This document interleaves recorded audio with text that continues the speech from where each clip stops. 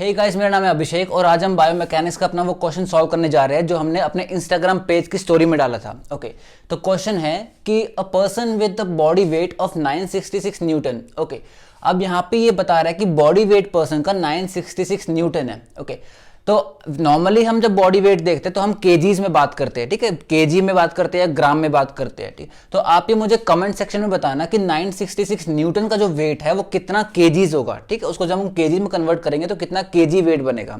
Okay, तो हम यहाँ पे देख रहे हैं कि a person with a body weight of 966 newton is holding a cane on the contralateral side of the pathological hip joint. Okay, अब हम देख रहे हैं कि ये पर्सन है, इस पर्सन का ये राइट हिप जो है, फॉर एग्जांपल राइट हिप जो है इसको हम पैथोलॉजिकल हिप जॉइंट मान रहे हैं। तो इस पैथोलॉजिकल हिप जॉइंट के कॉन्ट्रालेटरल साइड, क्वेश्चन के अकॉर्डिंग, तो पैथोलॉजिकल हिप जॉइंट जो है, यहाँ पे हमने जो राइट हिप जॉइंट एज्यूम कर लिया है, इसके कॉन्ट्रालेटरल साइड पे पर्सन जो है वो केन होल्ड कर रहा है। Okay, now 15% of the body weight is been taken care by the cane. जो फुल बॉडी वेट है पर्सन का, उसका 15% जो है वो केन के ऊपर आ रहा है। ओके, अभी हम इतना पहले समझ लेते हैं। पहले हमने यहाँ पे देखा कि क्वेश्चन में ये बताया गया है कि 966 न्यूटन का जो वेट है वो पूरे पर्सन के बॉडी का वेट है, ठीक है, दैट इज 966 न्यूटन। अब यहाँ पे हम एक चीज देख रहे हैं कि जब पर्सन नॉर्मल गेट वॉकिंग कर रहा है, मतलब वॉकिंग जब कर रहा है, तो उस टाइम पे जिस गेट के उस इंस्टेंस पे जब पर्सन वेट बेयर कर रहा है अपने पैथोलॉजिकल हिप जॉइंट के ऊपर, और वी कैन से कि हमारे पैथोलॉजिकल लेग के ऊपर जब पर्सन वेट बेयर कर रहा है, तो ऑब्वियसली सेम टाइम पे पर्सन अपने केन के ऊपर भी वेट बेयर करेगा ना। एंड जो उसका हेल्दी लेग है, हेल्दी लेग पे जब वो वेट बेयर कर रहा है उस टाइम पे वो अपने पैथोलॉजिकल हिप जॉइंट के ऊपर और केन के ऊपर वेट बेयर नहीं कर रहा है। मतलब कि अगर हम नॉर्मल वॉकिंग की बात कर रहे हैं जिसमें हमने केन होल्ड किया हुआ है कॉन्ट्रालेटरल साइड पे, तो ऑब्वियसली जिस हिप जॉइंट पे पेन है, ठीक है, या फिर जो पैथोलॉजिकल हिप जॉइंट है या फिर जो pathological side of the leg जो है, उसके साथ में ही तो पर्सन केन यूज करेगा, है ना। तो गेट का वो पार्ट जहां पे हमारा राइट लेग जो है वो हम बोल सकते हैं कि वो स्टैंस फेज में है या फिर वो वेट बेयरिंग में है, और उस टाइम पे पर्सन केन के ऊपर भी वेट बेयर कर रहा है, और उस टाइम पे हमारा जो लेफ्ट लेग है वो स्विंग फेज में है, मतलब नॉन वेट बेयरिंग फेज में है, ठीक है। तो अभी पर्सन का ये सिचुएशन है, ये पोजीशन है कि पर्सन वेट बेयर कर रहा है अपने पैथोलॉजिकल लेग और we can say pathological hip joint के ऊपर, and at the same time person weight bear कर रहा है केन के ऊपर भी, ठीक है। और उसका जो लेफ्ट लेग है वो नॉन वेट बेयरिंग में है, ठीक है, वो ग्राउंड से ऊपर है, नॉन वेट बेयरिंग, और we can say swing phase में है। ओके, अब यहां पे ये बता रहा है कि पर्सन का बॉडी वेट जो है दैट इज 966 न्यूटन। पर्सन के पूरे बॉडी का वेट 966 न्यूटन है। ओके, अब यहां पे अगर हम हिप जॉइंट को पढ़ते हैं तो हिप जॉइंट में हम ये चीज पढ़ते हैं कि पर्सन का जो upper half of the body है, मतलब हेड, आर्म्स एंड ट्रंक, ठीक है, जिसको हम HAT हैट बोल देते हैं, that is the head, arms and trunk, इनका कंबाइंड वेट जो होता है that is 2/3 of the total body wait, ठीक है। टोटल बॉडी वेट का 2/3 जो वेट है वो हमारा हेड, आर्म और ट्रंक का होता है। तो ऑब्वियसली 2/3 अगर अपर पार्ट हो गया, हेड, आर्म एंड ट्रंक हो गया, तो लोअर पार्ट जो है, मतलब कि दोनों जो लोअर लिम्ब है उनका वेट जो होगा that will B 1/3 of the total body wait ना।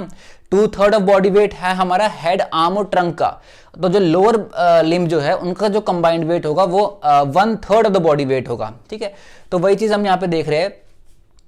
कि चलो ठीक है, ये चीज अभी हम समझते हैं। अब आगे हम एक और चीज इसके साथ ऐड कर रहे हैं कि अगर दोनों लेग्स का combined weight is 1/3 of the total body weight, और we can say it is 1/3 of 966, क्योंकि टोटल बॉडी वेट तो 966 न्यूटन है ना, तो दोनों लिम्स का, दोनों लेग्स का अगर कंबाइंड वेट इज 1/3 ऑफ 966 या 1/3 of the total body weight, तो मतलब कि एक लिम्ब का या फिर एक लोअर लेग का, एक लेग का जो वेट होगा that will be half of 1/3, है ना। कि मतलब अपर पार्ट जो है इसकी हम बात कर रहे हैं, हेड, आर्म एंड ट्रंक, ये हम बोल रहे हैं this is 2/3 of body wait, ठीक है। और जो लोअर लिम्ब की हम बात कर रहे हैं ये हम बोल रहे हैं this is 1/3 of body wait, ठीक है, दोनों कंबाइंड। अगर हमें एक लेग का वेट निकालना है तो ऑब्वियसली वो that will be half of the total 1/3, मतलब that will be 1/6 of body weight, है ना। तो मतलब कि हम यहां पे देख रहे हैं कि एक लेग का वेट होगा हाफ ऑफ 2/3, है ना, मतलब ये हाफ एंड ये हाफ, तो this will be half of the 2/3, मतलब एक लेग का वेट होगा 1/6 ऑफ द बॉडी वेट, ठीक है, और दोनों लेग्स का कंबाइंड वेट होगा हमारा 1/3 of the body weight, and head arm and trunk जो है उसका वेट होगा 2/3 of the body weight. Okay, इतना हमें समझ आ गया। अब हम यहाँ पे एक चीज देख रहे हैं कि 15% of the body weight is been taken care by the cane. Body weight, जितना भी वेट बॉडी का पड़ रहा है हमारे हिप जॉइंट के ऊपर। अब यहाँ पे हम एक चीज और समझ सकते हैं, इस हिप जॉइंट के ऊपर हम खुद समझ सकते हैं कि कौन सा वेट पड़ रहा होगा। एक तो हेड, आर्म और ट्रंक का कंबाइंड वेट प्लस जो नॉन वेट बेयरिंग लेग है,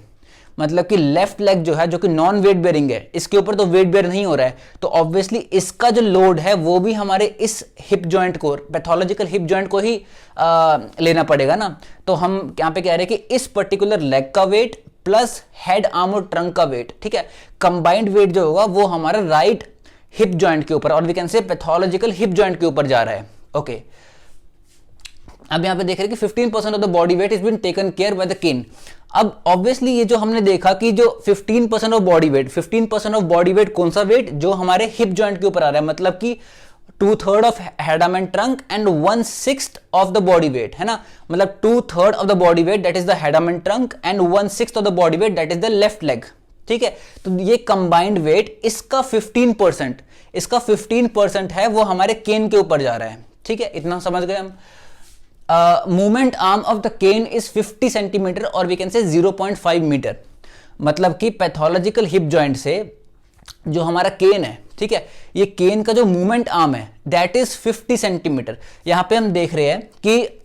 पर्सन का लेफ्ट लेग जो है that is non weight bearing, ठीक है, तो हम यहाँ पे कह सकते हैं कि ग्रेविटी की वजह से जो लेफ्ट साइड का जो पेल्विस है वो डाउनवर्ड शिफ्ट होना चाह रहा है, ठीक है, जो लेफ्ट साइड का पेल्विस है वो ड्रॉप होना चाह रहा है, लेकिन उसके अगेंस्ट एक एबडक्शन टॉर्क प्रोड्यूस हो रहा है, एबडक्शन टॉर्क प्रोड्यूस हो रहा है, ठीक है, जिसकी वजह से जो पेल्विस है वो न्यूट्रल पोजीशन में है। अगर एबडक्शन टॉर्क प्रोड्यूस नहीं हो रहा होता तो जो पेल्विस है स्पेशली इस साइड वाला जो मतलब नॉन वेट बेयरिंग लेग वाला है, और वी कैन से जो left side of the leg वाला साइड जो है पेल्विस का वो ड्रॉप कर जाता। अब ये एबडक्शन टॉर्क कहां से प्रोड्यूस हो रहा है? एबडक्शन टॉर्क प्रोड्यूस होगा या तो यहाँ पे जो एबडक्टर मसल प्रेजेंट है, ठीक है, यहाँ पे हम देख रहे हैं कि यहाँ पे एबडक्टर मसल प्रेजेंट होगी जो पकड़ के रखेगी पेल्विस को ताकि ये इस साइड ना गिरे। हम ये देख रहे हैं कि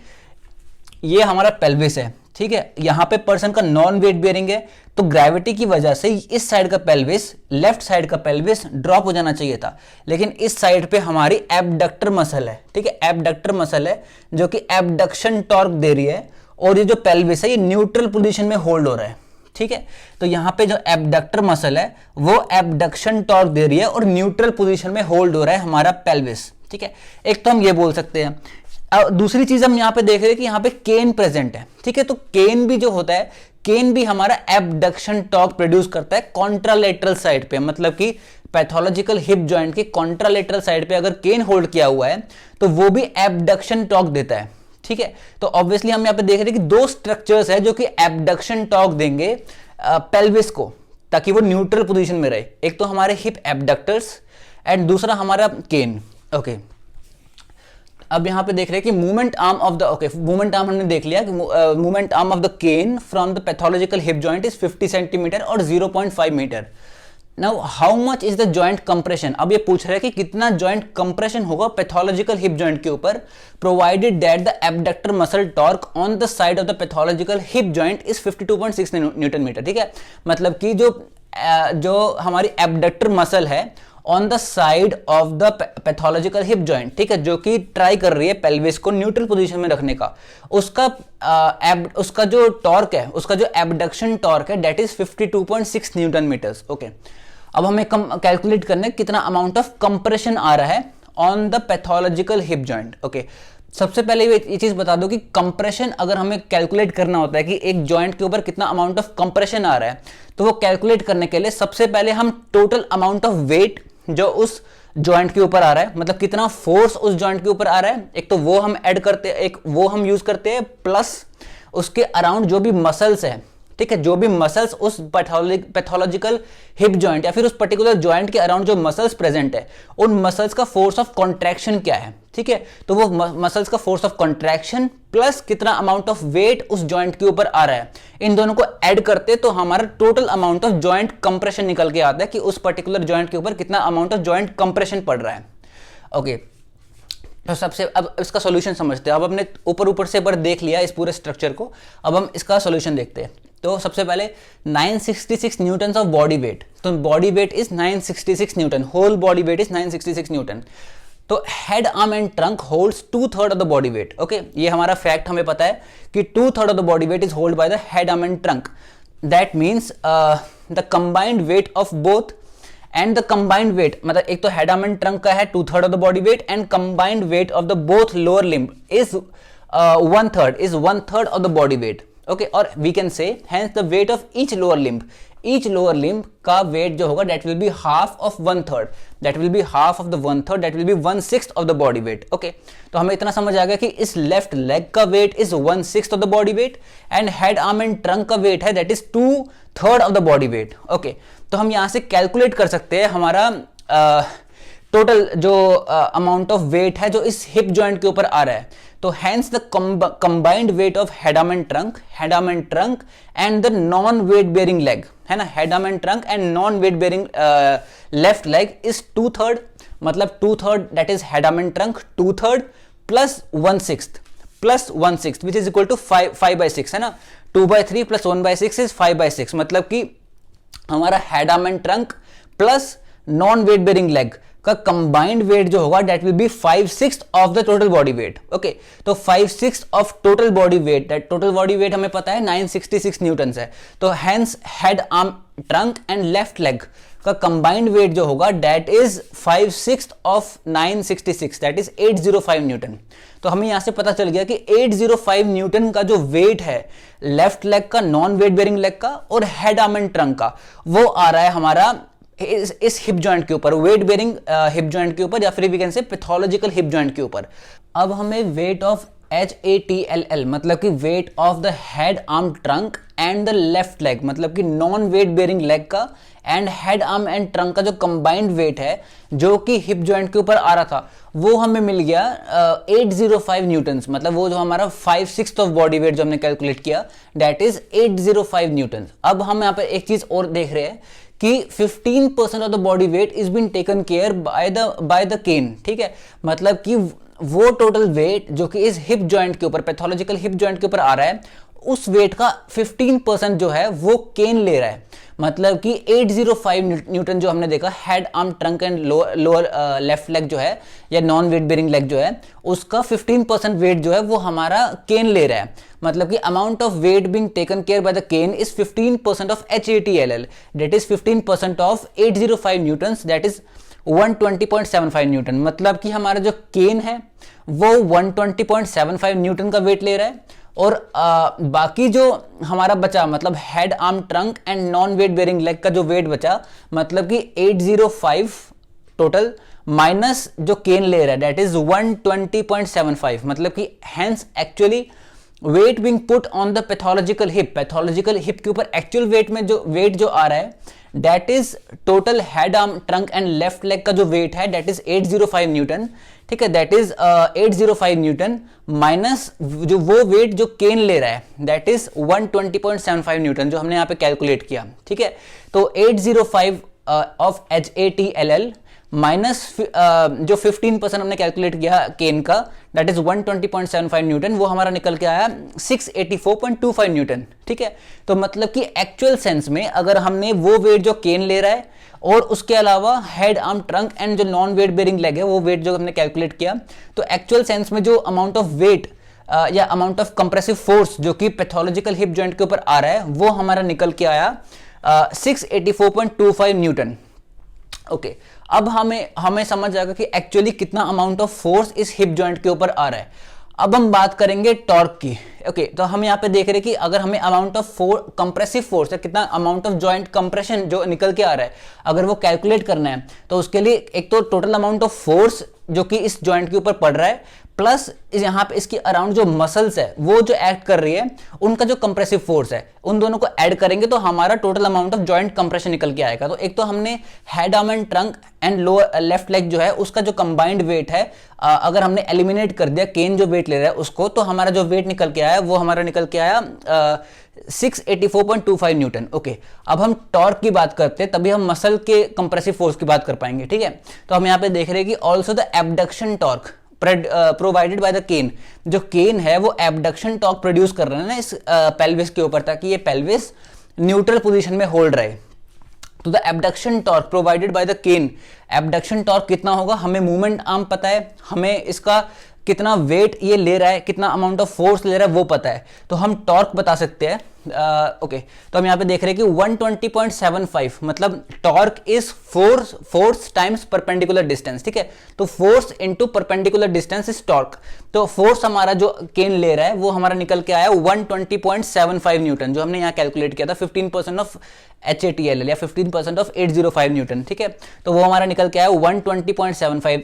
न्यूटन्स टाइम्स मूवमेंट आर्म जो है डेट इज 0.5 मीटर, जो कि क्वेश्चन में दिया हुआ है। ठीक है, तो 120.75 टाइम्स 0.5 वो हमारा निकल के आया 60.37 न्यूटन्स। ठीक है, तो 120.75 टाइम्स 0.5 हमारा निकल के आया 60.37 न्यूटन्स, मतलब कि एबडक्शन टॉर्क जो केन प्रोवाइड कर रहा है वो है हमारा 60.37 न्यूटन्स। ओके, क्वेश्चन में अब एक चीज प्रोवाइड की गई है कि जो हिप एबडक्टर मसल प्रेजेंट है on the side of the pathological hip joint, उस साइड पे जो हिप एबडक्टर है वो हमारा 52.6 न्यूटन मीटर का टॉर्क प्रोड्यूस कर रहा है, और हम यहाँ पे देख रहे हैं कि एबडक्शन टॉर्क प्रोड्यूस कर रहा है, और हम यहाँ पे देख रहे हैं कि जो केन है वो केन 60.37 न्यूटन मीटर का टॉर्क प्रोड्यूस कर पा रहा है। तो ऑब्वियसली वी कैन सी कि जो केन का जो टॉर्क है that is much more than the torque being produced by the hip abductors, है ना। तो जो केन जो एबडक्शन टॉर्क प्रोड्यूस कर रहा है वो काफी ज्यादा है, वो मतलब 60.37 न्यूटन मीटर्स का है। ठीक है, तो वो टॉर्क ज्यादा है as compare to the hip abductor muscle का जो टॉर्क है, जो कि सिर्फ 52.6 न्यूटन मीटर है। तो इस वजह से हम ये बोलेंगे कि जो केन है, ठीक है, वो ओवरराइड कर रहा है या फिर वो डिमिनिश कर रहा है abduction torque hip abductor muscle का। मतलब कि इस पर्टिकुलर केस में जहां पे पर्सन केन होल्ड कर रहा है वहां पे हिप एबडक्टर मसल को कॉन्ट्रैक्ट करने की जरूरत नहीं पड़ रही पेल्विस को न्यूट्रल पोजीशन में रखने के लिए या फिर एबडक्शन टॉर्क प्रोड्यूस करने के लिए, क्योंकि केन अकेला ही काफी ज्यादा amount of abduction torque produce कर पा रहा है, जो कि 60.37 न्यूटन मीटर का है, जो कि काफी ज्यादा है 52.6 न्यूटन मीटर से, जो कि हिप एबडक्टर मसल का था। तो इसलिए हम यहां से ये कंक्लूड कर लेंगे कि जो मसल का जो कंप्रेसिव फोर्स जो है यहां पे वो जीरो है, मतलब मसल यहां पे कॉन्ट्रैक्ट नहीं कर रही है एबडक्शन टॉर्क प्रोड्यूस करने के लिए, क्योंकि उससे ज्यादा टॉर्क हमारा केन दे रहा है। ठीक है, तो अब हमें अगर hence total compression on the right hip joint, अगर टोटल अमाउंट ऑफ कंप्रेशन अगर हमें निकालना है तो that is the sum of the total weight being put on the hip joint. Total weight हमने कैलकुलेट किया था जो head arm trunk and left leg का,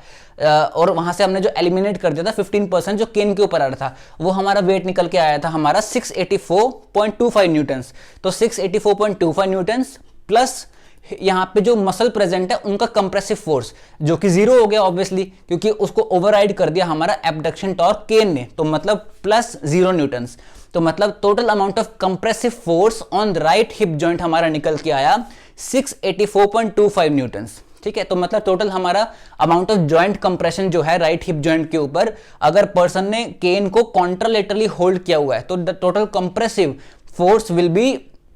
684.25 न्यूटन्स। ठीक है, अब यहां पे एक चीज और निकल के आती है कि हम देख रहे हैं कि जो एबडक्टर मसल जो है उसका फोर्स ऑफ कंप्रेशन जीरो हो जाता है अगर हम केन को कॉन्ट्रालेटरल साइड पे होल्ड करते हैं, मतलब पैथोलॉजिकल हिप जॉइंट के कॉन्ट्रालेटरल साइड पे अगर हम होल्ड करते हैं। तो यही रीजन है कि हम पर्सन को सजेस्ट करते हैं कि उसका जो पैथोलॉजिकल हिप जॉइंट है, जिस साइड पे पेनफुल हिप जॉइंट है या जिस साइड पे पैथोलॉजी है, उसके कॉन्ट्रालेटरल साइड पे वो केन को होल्ड करे। ऐसा क्यों? क्योंकि जो केन है वो इतना ज्यादा एबडक्शन टॉर्क प्रोड्यूस कर देगा, क्योंकि मूवमेंट आर्म काफी ज्यादा हो गया, कि वो जो हिप जो pathological side of the hip जो है वहां पे जो मसल का कॉन्ट्रैक्शन फोर्स है उसको जीरो कर देगा। तो इसकी वजह से काफी कम amount of compressive force pathological hip joint के ऊपर आता है। ठीक है, तो यही रीजन है कि हम पर्सन को या पेशेंट को जिसके हिप जॉइंट में पैथोलॉजी होती है या फिर उसके लोअर लिम्ब में, लोअर लेग में अगर पैथोलॉजी है, तो उसके कॉन्ट्रालेटरल साइड पे उसको केन होल्ड करने को बोलते हैं, ताकि काफी कम amount of joint compression produce हो पाए उस पर्टिकुलर जॉइंट के ऊपर। आई होप इस वीडियो से आपको इस क्वेश्चन का मतलब और इस क्वेश्चन का सॉल्यूशन समझ आ गया होगा। वीडियो देखने के लिए थैंक यू।